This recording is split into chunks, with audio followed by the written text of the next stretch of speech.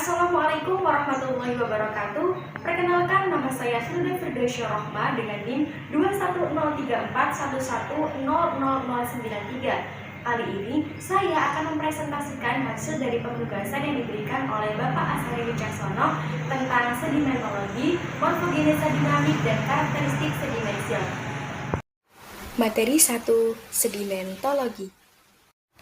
Sedimentologi adalah ilmu yang mempelajari tentang sedimen. Hal tersebut bisa berupa faktor pembentukan, klasifikasi, dan juga transport sedimen tersebut. Lalu bagaimana sih proses terbentuknya sedimen? Kalian pasti pernah mendengar istilah siklus batuan, bukan? Berdasarkan siklus batuan, pembentukan sedimen berawal dari magma.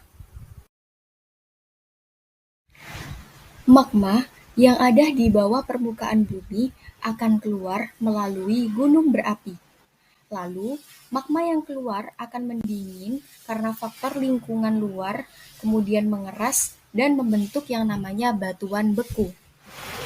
Nah, batuan beku yang terbentuk tadi nantinya akan mengalami proses pelapukan, sehingga batuan ini akan menjadi rapuh yang kemudian tertranspirasi oleh air, angin, sehingga kemudian diendapkan menjadi sedimen.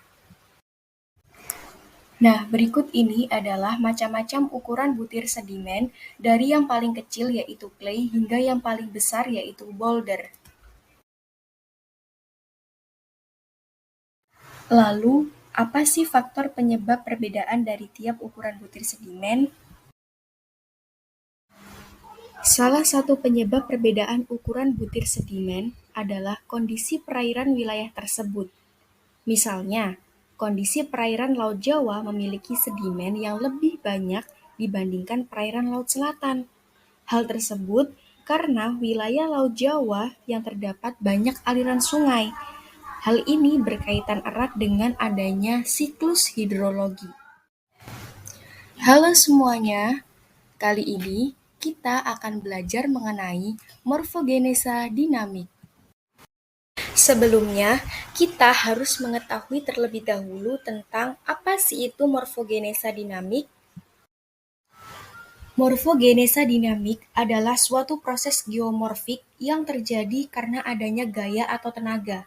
Gaya atau tenaga ini bisa berupa gaya gravitasi, tenaga air, dan juga tenaga angin, yang dimana gaya ini akan bekerja pada material batuan atau tanah sehingga menimbulkan gerakan dinamis dari material batuan atau tanah yang terkena proses atau hasil proses. Salah satu proses morfogenesa dinamik adalah gerakan massa batuan. Gerakan massa batuan atau tanah merupakan suatu hasil dari terganggunya keseimbangan sehingga menyebabkan bergeraknya massa tanah atau batuan ke tempat yang lebih rendah. Salah satu contoh kasus yang berhubungan dengan morfogenesa dinamik yaitu banjir bandang yang terjadi di Nogalte, tepatnya pada tanggal 28 September 2012.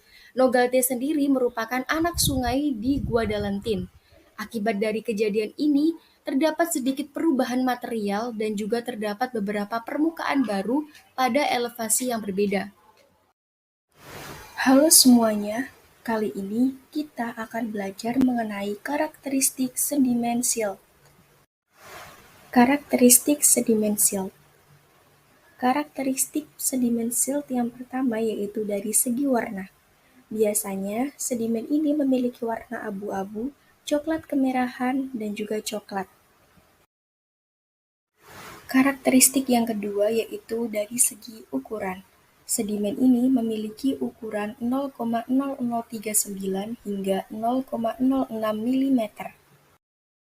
Karakteristik yang ketiga yaitu dari segi komposisi. Lanau biasanya didominasi oleh partikel halus seperti lumpur, pasir halus, dan sedikit lempung. Karakteristik yang keempat yaitu lanau memiliki permeabilitas yang rendah, sehingga rawan akan adanya kerapuhan. Karakteristik yang kelima yaitu lanau memiliki kandungan mineral dan juga silika yang cukup tinggi. Karakteristik yang keenam yaitu lanau memiliki sifat yang sama seperti debu gurun, yaitu mudah mengendap pada bawah perairan, terutama perairan laut dan juga sungai. Kira-kira bagaimana ya proses terbentuknya lanau? Nah, jadi lanau biasanya terbentuk dari hasil pecahan kristal kuarsa yang berbentuk pasir. Proses pemecahan tersebut didukung oleh adanya proses pelapukan batuan dan regolit melalui proses kimiawi maupun proses fisika. Nah, teman-teman, kali ini saya akan menjelaskan mengenai poster yang saya buat bersama kelompok saya bertemakan Marine Sediment Stratigraphy. Sebelumnya, saya akan menjelaskan terlebih dahulu tentang apa sih itu stratigrafi. Jadi, stratigrafi adalah suatu cabang geologi yang mempelajari tentang bentuk, susunan, distribusi geografis, rangkaian kronologi, klasifikasi, dan hubungan dari lapisan batuan, khususnya yaitu sedimen. Nah, salah satu contoh kasus tentang stratigrafi ini pernah terjadi di Tohoku, Jepang Utara. Jadi, di Tohoku ini terdapat endapan unik yang ditandai dengan akumulasi tebal dari aliran gravitasi.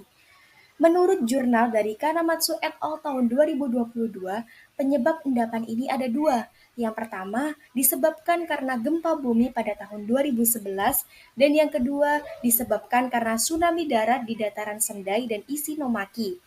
Selain itu, lapisan dari endapan ini terdiri dari lempung di atom dengan lapisan basal berupa pasir halus, dan yang kedua adalah lapisan nanofasil berkapur.